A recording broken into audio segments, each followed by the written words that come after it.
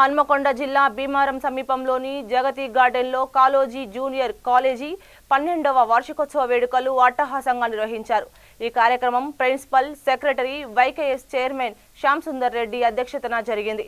మీడియాతో వారు మాట్లాడుతూ ఇలాంటి కార్యక్రమాల వలన పిల్లలలో సృజనాత్మకత క్రమశిక్షణ పెంపొందుతుందని అన్నారు।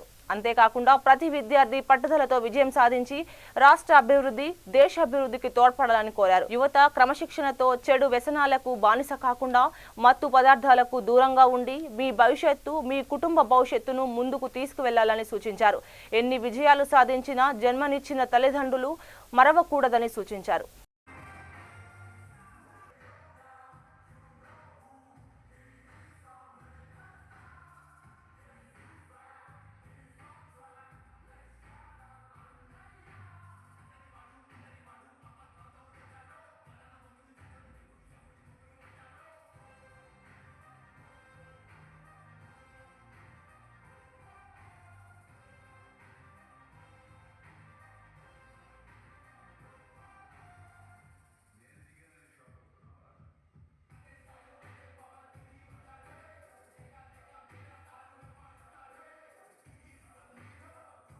అందరికీ 12th యానివర్సరీ సెలబ్రేషన్ శుభాకాంక్షలు తెలియజేస్తున్నాను।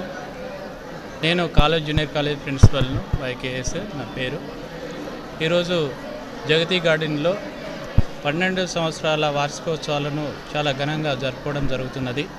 ఇలాంటి కార్యక్రమాలు ప్రతి ఇయర్ కూడా మేము ఆనవాయితీగా పిల్లలకు కండక్ట్ చేస్తూ ఉంటాము। దీనివల్ల పిల్లలలో సృజనాత్మకత అదేవిధంగా ప్రజ్ఞ ఆర్ ఇంటెలిజెన్సీ అనేది పెరగడం జరుగుతూ ఉంటుంది కాబట్టి క్యూరియాసిటీ కూడా పెరుగుతూ ఉంటుంది కాబట్టి అదేవిధంగా మెంటల్ స్ట్రెస్ కూడా తగ్గుతూ ఉంటుంది కాబట్టి ఈ ఎగ్జామ్ బిఫోర్ ఎగ్జామ్ ఇట్లాంటి కార్యక్రమాలు చేయడం మూలంగా వాళ్ళ మెంటల్ స్ట్రెస్ తగ్గిపోయి చక్కగా చదువుకొని మంచి ర్యాంకులు వస్తాయనే మంచి ఉద్దేశంతో ఈ ప్రోగ్రామ్ ప్రతి ఇయర్ కూడా కండక్ట్ చేస్తూ ఉంటాము।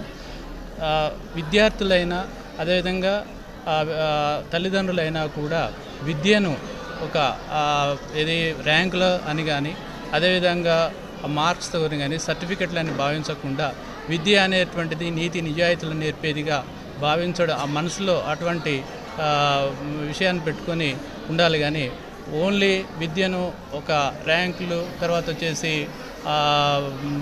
సర్టిఫికెట్ల కోసమనో లేకపోతే మార్క్స్ కోసమనో చదవకుండా ఉంటే బాగుంటుందని ఈ సందర్భంగా నేను కోరుకుంటున్నాను।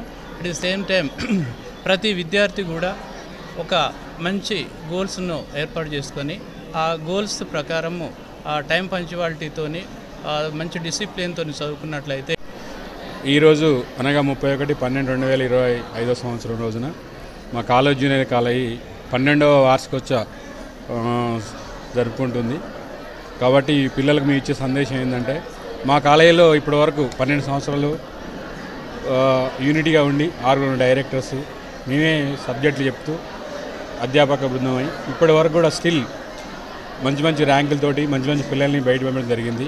మేము కాలేజీ పెట్టిన మొదటి సంవత్సరం నుంచి మా కాలేజీలో జరిగేటువంటి స్పెల్స్ అంటే పిల్లలకి మినిమం ఒక 10 గంటలు వారికి ఏంటంటే పేషెన్సీ నేర్పించడం జరిగింది।